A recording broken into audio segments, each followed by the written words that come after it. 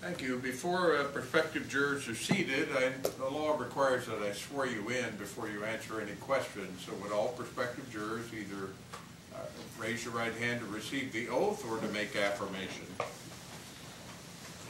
Do you solemnly swear or affirm that you will well and truly answer all questions asked of you by court and counsel concerning your qualifications to act as a juror in the case now pending before the court? If so, answer by saying, I do. I do. Thank you. Now you can be seated. And welcome everyone. I'm Judge Robert Lewis, and this is Department 9 of the Clark County Superior Court. We're here today to begin jury selection in the case of the state of Washington versus Michael Bortolini. We appreciate your patience. We've been having some technical issues, but we're going to go ahead and get started with the next phase, which is I'm going to provide you with some information about the jury selection process and about this case. And I will then instruct you on certain things you'll need to avoid during the jury selection process, including during any time you're not in the courtroom. And after those instructions, most of you will complete a written questionnaire, and then you'll be excused to return later this afternoon for additional proceedings and questioning. Does everyone hear me all right? Good. The remarks that I make, the questions that I ask, the questions that I permit the lawyers to ask, and the instructions I give are directed to the attention of every potential juror in the courtroom. Each prospective juror is cautioned to pay close attention to these proceedings. If you have an electronic device, be sure to turn it off. In order that this case be tried before an impartial jury, the lawyers and I will ask you oral and written questions, not to embarrass you or to pry into your private affairs, but to determine if you are unbiased and without preconceived ideas which might affect the case. You should not withhold information in order to be seated on this particular jury. You should be straightforward in your answers rather than answering in the way you feel the lawyers or I expect you to answer. It's presumed that when a jury has been selected and accepted by both sides, that each of you will keep an open mind until the case is finally submitted, will accept the instructions of the court on the law, and will base any decision upon the law and the facts uninfluenced by any other consideration. The only purpose of the questions asked during jury selection is to determine if you have that frame of mind. It is important that you discharge your duties without discrimination, meaning that bias regarding the race, color, religious beliefs, national origin, sexual orientation, gender, or disability of any party, witness, or lawyer should play no part in the exercise of your judgment throughout the trial. These are called conscious biases. When answering questions, it's important to share these views with the lawyers, even if this is uncomfortable for you. However, there is another more subtle tendency at work that we must all be aware of. This part of human nature is understandable, but must play no part in your service as jurors. In our daily lives, there are many issues that require us to make quick decisions and then move on. In making these decisions, we may well rely upon generalities, even what might be called biases or prejudices. This may be appropriate as a coping mechanism in our busy daily lives, but bias and prejudice can play no part in any decision you might make as a juror. Your decisions as jurors must be based solely upon an open-minded, fair consideration of the evidence that comes before you during trial. The lawyers have the right and the duty to challenge any jurors for cause. They may also each challenge some jurors without giving any reason, as a guarantee to all parties that they may remove some jurors if they wish.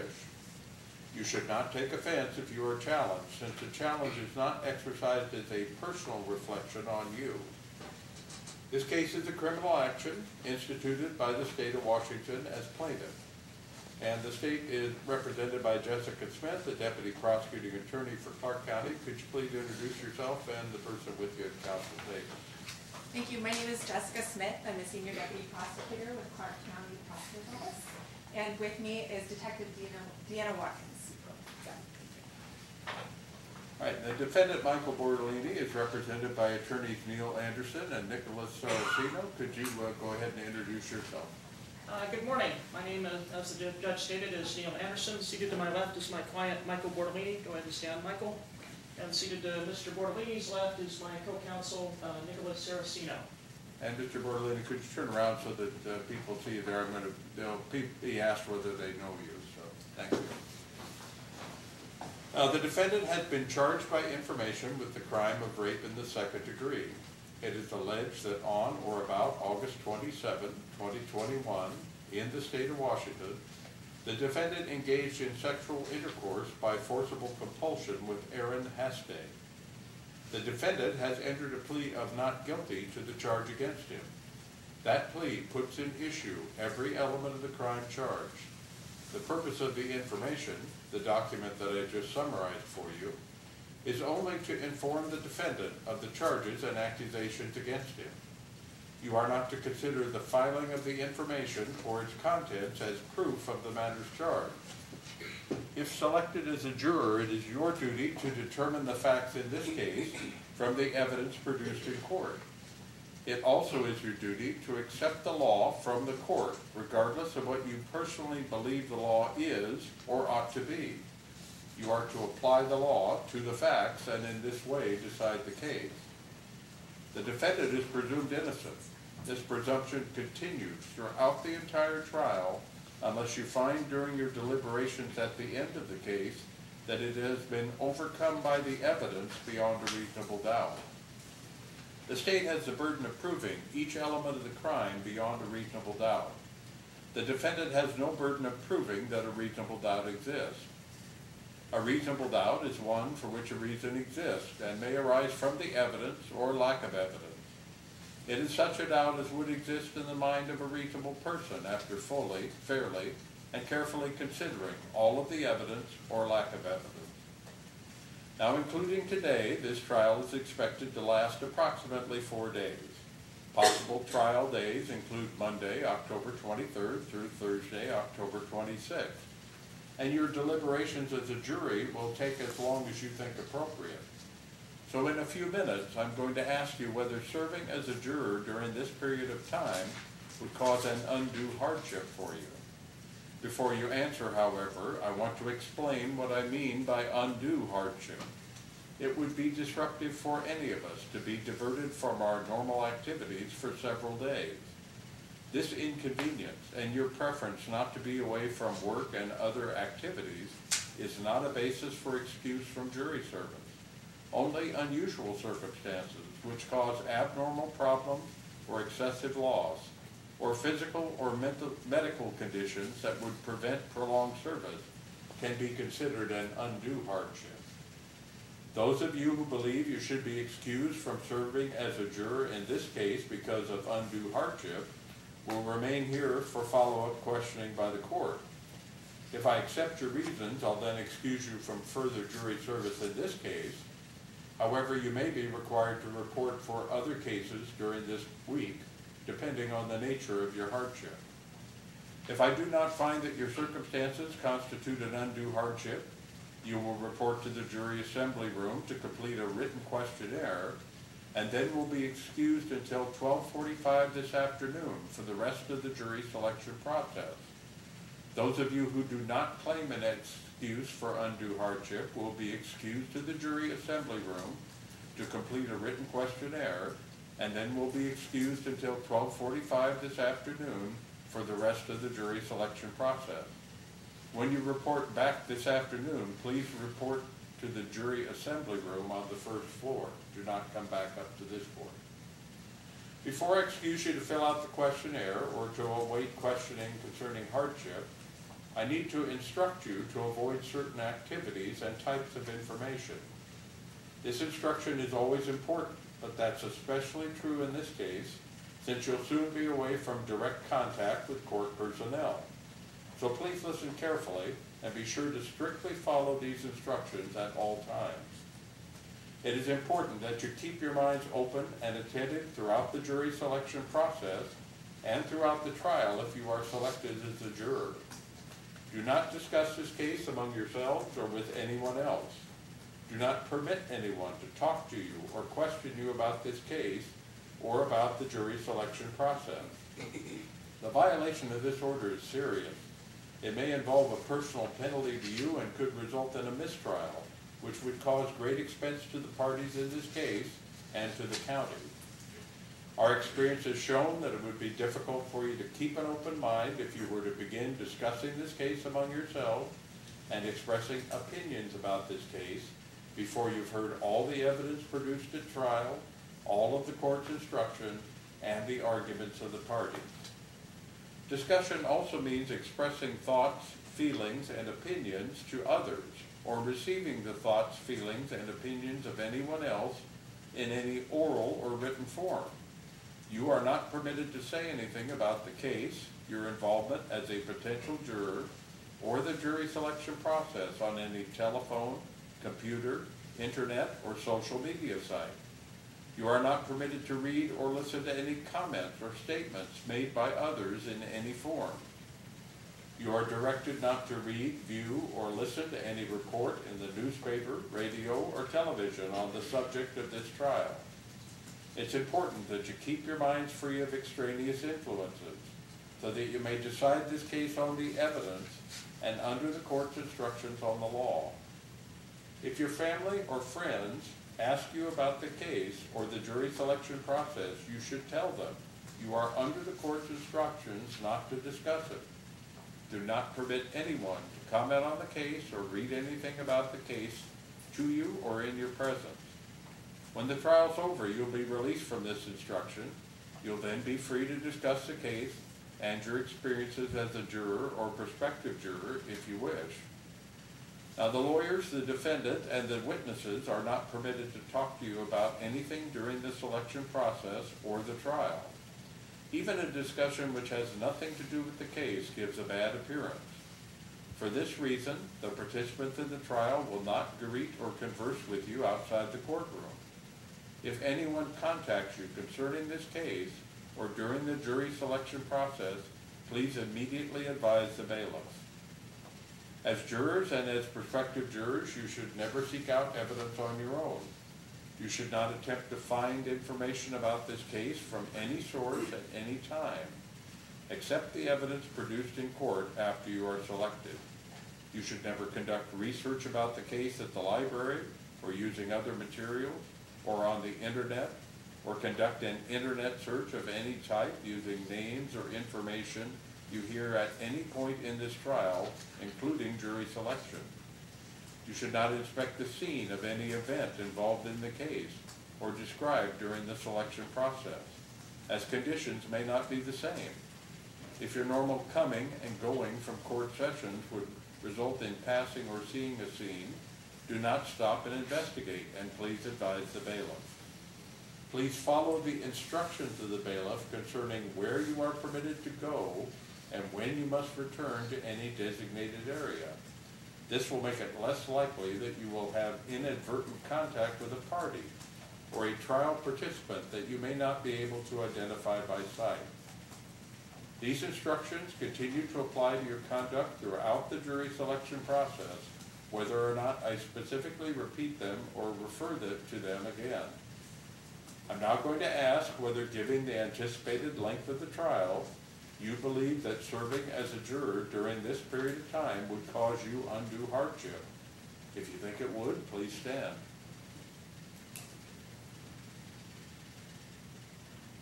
All right, you can go ahead and go with the bailiff back to the jury room here, and we'll have you back out for questioning in just a moment. Anyone else who thinks they have a hardship? If you think you have a hardship, now's the time to bring it up. So stand up and come with the bailiff.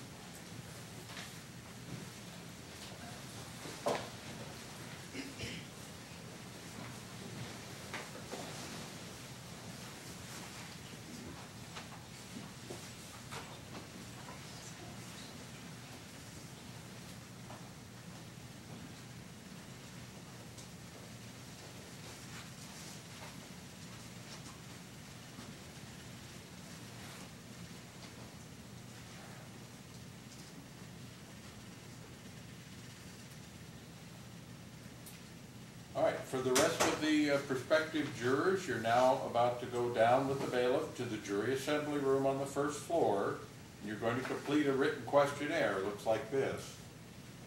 Be sure that you answer all of the questions. Remember that you're under oath. Be sure that your name and juror seat number, the number that you have there on your card, is on both the first page and any page where it's required. There's a blank for that information. So fill the questionnaire out completely. After you've completed the questionnaire, you turn it into the bailiff at the jury assembly room. They'll look it over to make sure that you've completed it, and then they'll excuse you. You're then free to leave the jury assembly room, but return to it on the first floor at 12:45 this afternoon to wait for the rest of the selection process. So thank you for your service, and please report down to the jury assembly room at this time.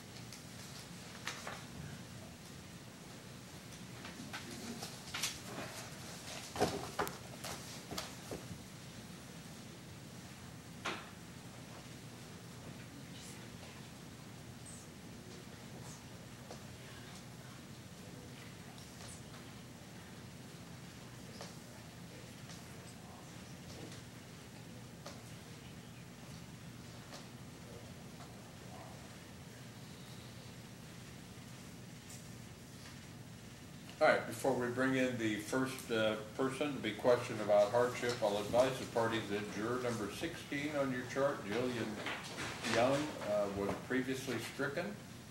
The circumstances are that they contacted me through my judicial assistant, advised that they were diabetic, had insulin, and had forgotten to bring it, and had no one that could bring it to them. So they were excused from this trial to report tomorrow morning. Okay, bring in the first person. Okay, Your Honor. Eight. Yeah. Really quickly, just wanted to let the parties know that Detective Watkins believes that she knows Keith Bauer.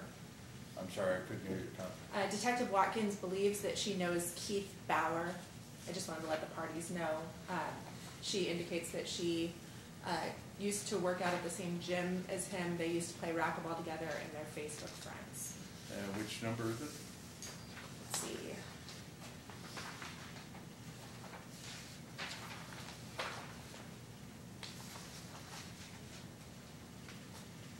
Oh, and actually, Your Honor, I don't know that he's on our jury list or our jury book that we picked up last week, but I don't see him on this. Well, I think the jury book might have more people, including people who are selected for other panels. Okay. So it looks like we're okay. Okay. Thank you. Bring in the first person and have them set up.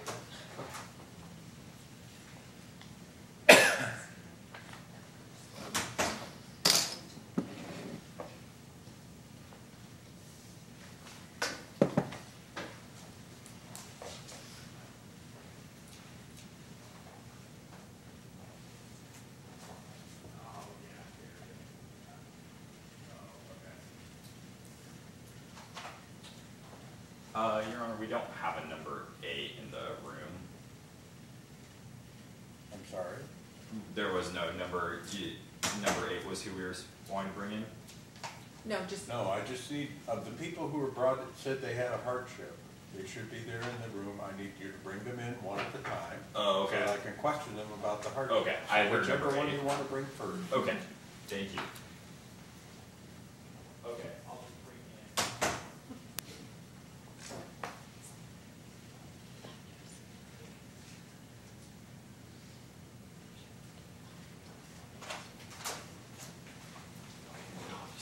All right, if you could go ahead and sit up here on the witness stand so I can be sure to hear you. And are you, looks like juror number 9, Teresa Edmiston? Correct. So what's the nature of the hardship? I could serve for the 4 days, but I just tested negative for COVID last Tuesday, and I'm still struggling with congestion, and I don't want to cause a hardship to the court if I start to cough or need to blow my nose. All right, so you think you have something, but you don't think it's COVID? No, because I tested negative. I had COVID, but I tested negative last Tuesday, but the symptoms are still hanging on, and I don't want it to disrupt the court. That's the only thing I needed to declare. Well, I appreciate your letting us know that. If I can tell you, occasionally I have coughing fits and things of that nature. So if it gets to the point where it's disruptive, we may have to stop and let you have some water and things. Thank you. So I can have cough drop and stuff. You can have Okay. cough drop, sure, and have water there with you. And if you need water, we'll try to get it for you. That's the only thing. Okay, I appreciate you. So you need to go down to the jury assembly room on the first floor. You Okay. need to fill out the questionnaire and then come back at 12:45 today. Thank you. All right, thank you. With this right here.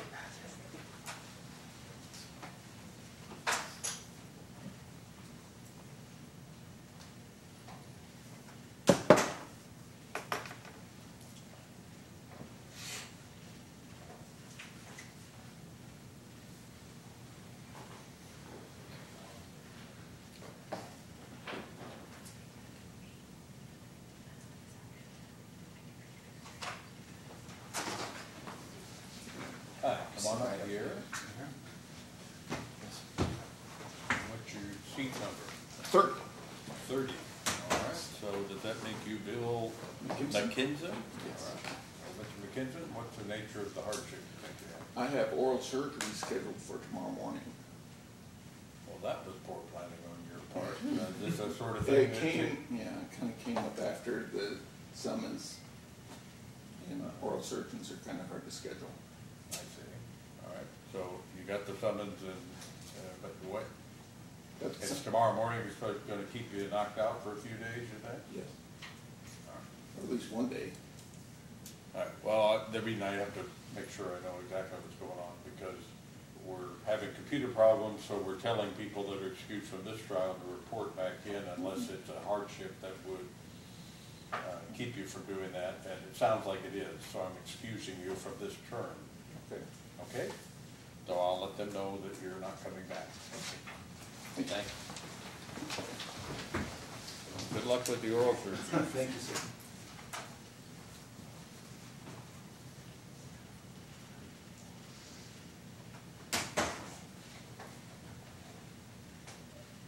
Sorry, what was his number?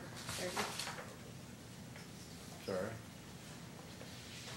He was just asking what the number was. 30. That was number 30. Number 8 apparently needs to fill out the little questionnaire. We're going to figure out a way to get them to do that and get your copy of it.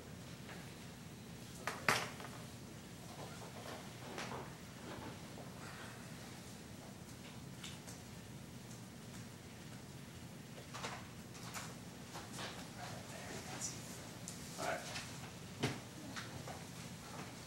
What's your seat number? Looks like 32. So are you tomorrow attorney? Camera attorney. I had 2 ways I could have guessed, of course I guessed wrong. So what's the nature of the hardship? Actually, it's just not a good thing. I'm sorry. Thanks.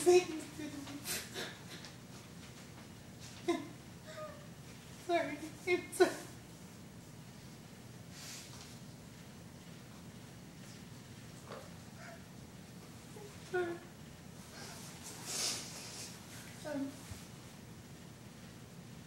I also remember my dad, who is, I'm sorry. you know, I'm not trying to be, I know. but I have to make sure that I'm not only sued you here, but I'm supposed to have you come back, so I need to know what the nature of the hardship is. I also care for my father, who's in a wheelchair, and he doesn't have a caregiver on the days that I care for him. So he physically can't get out of bed, he can't use the bathroom. And again, financially, if my husband misses work, we're struggling to pay our house payments and the rest of our bills. I do have, So I guess who's taking care of your father now? he does have a caregiver in a couple days a week. He doesn't. They're not full day. They're only there until 1, but only on Mondays and Wednesdays and Fridays. And this week, they're trying to find a sub for Wednesday and Friday because the normal caregiver is gonna be gone.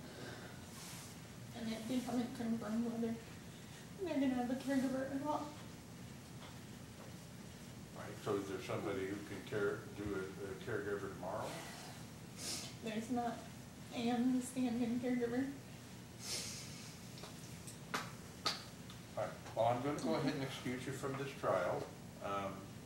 And it sounds like you're not in any better situation tomorrow, so I'm not going to have you report tomorrow, but you'll need to check in the rest of the week and see what you can come up with. I don't know if we'll have any other trials or not. Okay? So you're free to go for today. Leave your card and take your things with you. Okay. Good luck to you.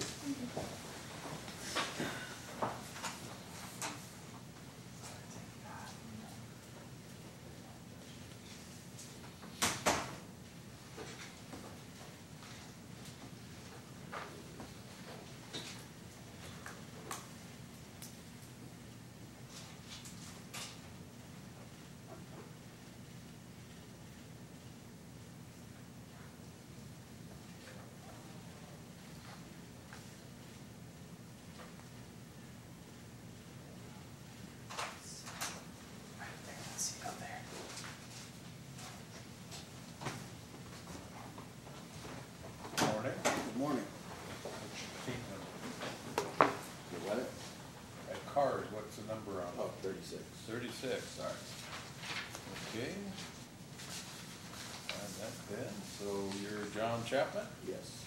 So Mr. Chapman, what's the nature of the hardship? I can't afford to miss that much time off. Okay, what type of work do you do? Construction. Okay, And and I- full-time work? Yeah. I don't get paid if I don't work. Well, normally, I guess I would say what happens if you had the flu or something for a few days. I go to work. Okay, well, normally I don't excuse people on that basis, but since it's a prolonged trial, I'll excuse you. However, you're required to report tomorrow morning to see whether you're available for a shorter trial. I don't have any basis to excuse you from a 1 or 2 day trial, but you're excused from this matter. They offered, I requested to be excused and they offered me a 1-day trial. All right. Well, I don't know anything about that, but you're excused from this matter. Report back tomorrow. You don't need to call in because we're having computer problems. Just report back tomorrow morning.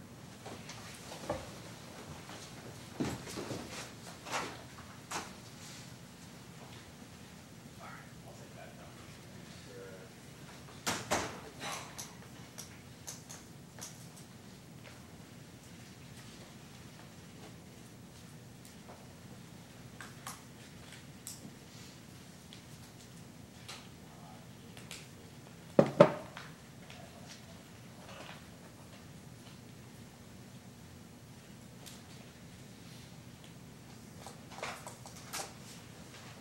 Right there, that's it.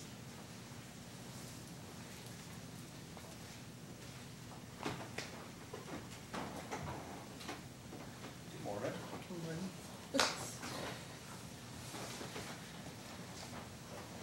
about that? You number 45? That's Susan, is it Weibel? Weeble. See, I every time. answered- If there's 2 ways to pronounce it, Yep. I always get it wrong. I answered anything. So, what's the nature of the hardship? Well, I did ask to be excused online, but I never heard anything back, so, I am the sole, care provider for my 2-year-old grandson when my daughter and her husband work.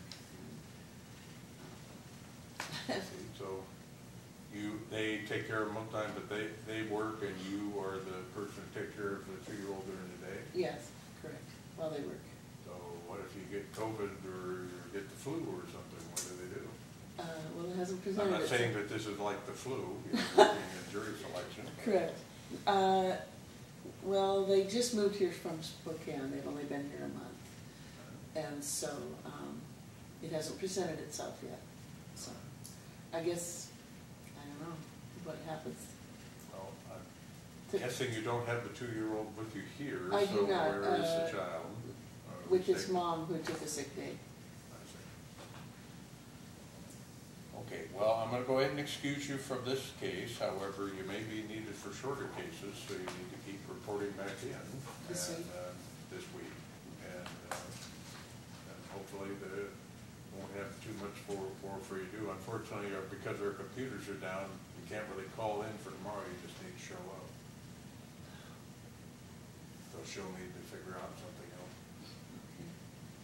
So I'll see you, won't be seeing you again, but you're excused from this longer trial. Okay, thank you.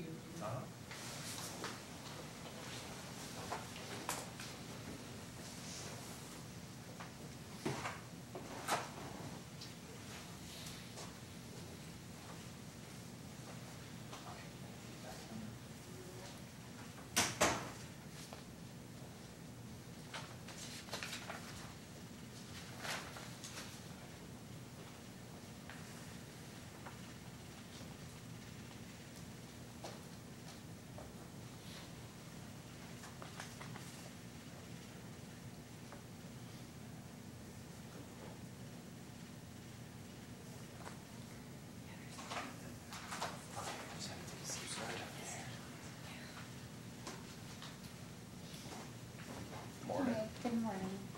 Like your juror number 48? Yes. Pamela Jones? Yes. What's the nature of the hardship? Well, I'm one of the main money makers in my house, and it would impact me financially. I'm also a supervisor, and my housekeeping manager is leaving and training me, and her last day is Wednesday. So it would impact my finances and my job.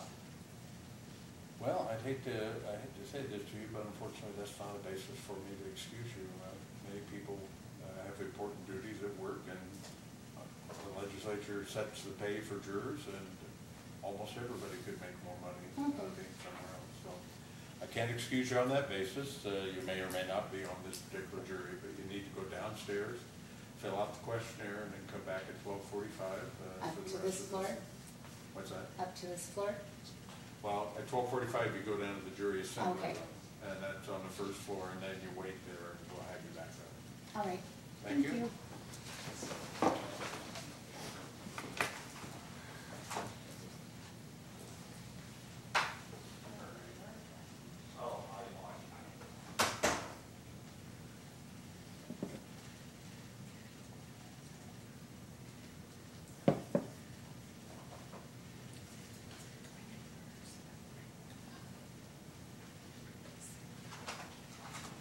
Those are all the individuals, Your Honor. Okay, so to recap, I have stricken for hardship 16, 30, 32,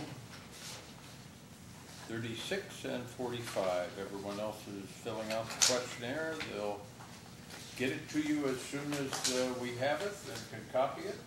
And then around 12:45, you can come back with the list of people that you wish to question individually about something on the questionnaire, and we'll bring them up. Anything else this morning? Your Honor, do we have any approximation of when we might receive the questionnaires? I'm sorry. Go ahead. Do we have any approximation of when we might receive the questionnaires? I'm just I hoping can that- only tell you that if you call down there and ask about it, it will be longer. Yes. I just want to make sure we have sufficient time to review the questionnaires before we start. Well, most people don't have a heck of a lot to say on the questionnaire, so they usually get there. If it turns out you need more time for some reason, let me know. So, we'll see you at 12:45.